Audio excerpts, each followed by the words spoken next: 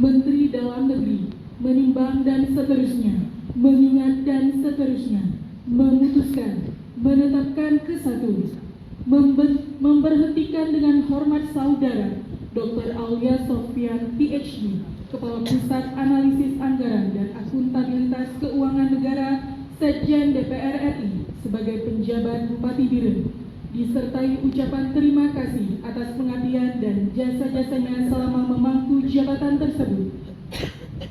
Kedua, mengangkat saudara Jalaluddin SAMM, Kepala Satuan Polisi Pamong Praja dan WH Aceh sebagai penjabat Bupati Biren Provinsi Aceh.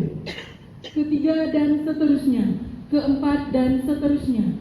Kelima, keputusan Menteri ini mulai berlaku pada tanggal pelantikan, salinan dan seterusnya. Petikan keputusan Menteri ini disampaikan kepada yang bersangkutan untuk dipergunakan sebagaimana mestinya.